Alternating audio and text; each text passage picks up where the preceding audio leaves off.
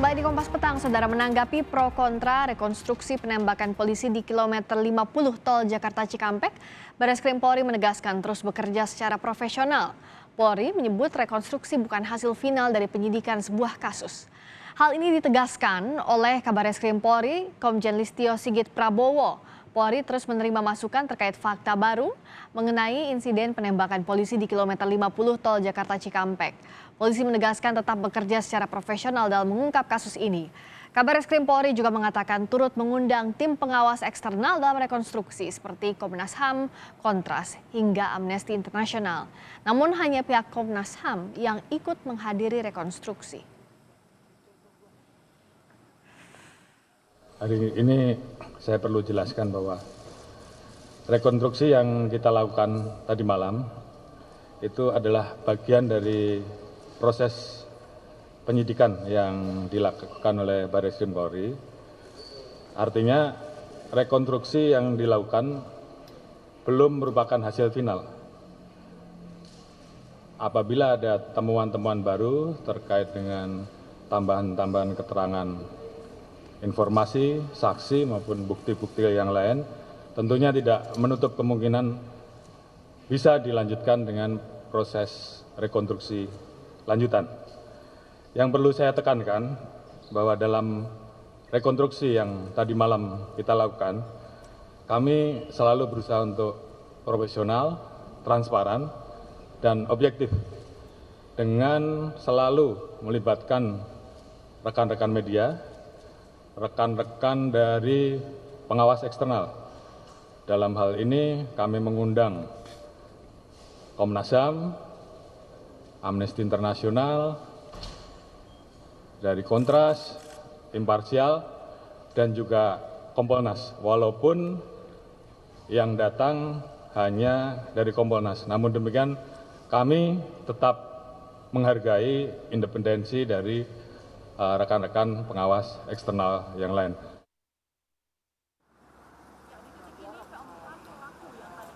Rekonstruksi tewasnya 6 anggota FPI di sekitar kilometer 50 tol Jakarta Cikampek 7 Desember lalu kembali digelar pada Senin dini hari kemarin. Diketahui ada sejumlah perbedaan dalam rekonstruksi kejadian tewasnya 6 anggota FPI. Dalam program Sapa Indonesia, Ketua Harian Kompolnas Irjen Purnawirawan Benny Mamoto mengatakan rekonstruksi yang dilakukan terus berkembang karena ditambahkan hasil keterangan dari saksi-saksi yang diperiksa. Meski begitu, saksi di lapangan disebutkan tidak mendengarkan kejadian perkara dengan detail, karenanya pasti ditemukan keterangan yang berbeda. Ya, kita selalu positive thinking ya. Jadi ketika masukan itu punya dasar kuat, punya argumentasi kuat, punya fakta yang kuat, kenapa tidak dalam rangka membuat terang peristiwa ini, itu pasti diterima kemudian ditindaklanjuti. Sekali lagi, bahwa saksi di lapangan itu tidak spesial menyaksikan peristiwa. Sambil lewat, dengar belakangan. Jadi sebagai contoh begini, enggak kok saksi cuma dengar 2 tembakan, padahal kan tembakannya lebih. Saksi ini kan nggak spesial dengar tembakan, sambil lewat. Nah hal seperti itu perlu diuji ketika ada saksi lain, enggak, saya dengar sekian tembakan. Nah ini harus dihimpun semua, kemudian didalami ketika memeriksa posisi dia, kondisi dia, sikap dia bagaimana. Ini semua nanti baru diangkat dalam konteks penyidikan atau pembuktian. Demikian. Di sisi lain, Komnas HAM tetap menggelar penyelidikan independen untuk mengungkap peristiwa ini. Komisioner Komnas HAM sekaligus Ketua Tim Penyelidikan Komnas HAM dalam kasus tewasnya 6 anggota FPI Hoirul Anam mengatakan, Komnas HAM telah memiliki sejumlah kamera pemantau bekerja sama dengan Jasa Marga untuk membuktikan penyelidikannya. Yang lain. Di rest area 50 itu jaraknya kurang lebih 100 meter. Makanya saya sampai di situ 2 malam berturut-turut untuk melihat situasi malam, situasi cahaya dan lain sebagainya, situasi keramaian di situ, sehingga kita sebenarnya bisa ukur apakah kalau seandainya CCTV juga maksimal berfungsinya itu bisa melihat ataukah tidak. Itu juga kita bandingkan ketika kalau itu siang hari kayak apa, malam hari kayak apa, sore hari kayak apa.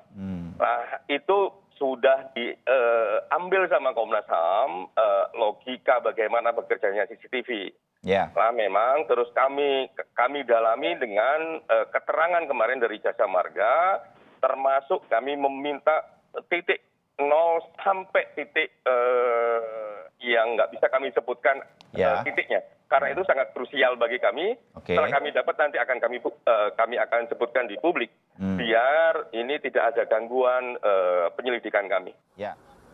Sebelumnya, polisi telah merekonstruksi peristiwa baku tembak dengan pengikut Rizik Syihab yang berujung tewasnya 6 anggota Laskar FPI. Rekonstruksi dibagi menjadi 4 TKP.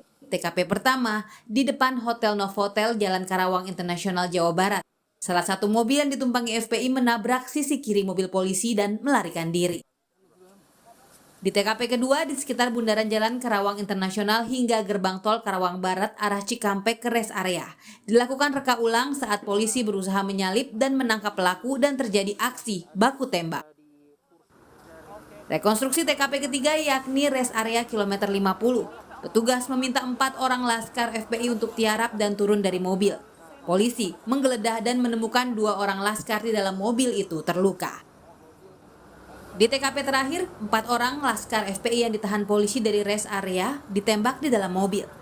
Polisi menyebut petugas melakukan tindakan tegas dan terukur karena mereka berusaha merebut senjata petugas saat dibawa ke markas Polda Metro Jaya. Tim Liputan Kompas TV.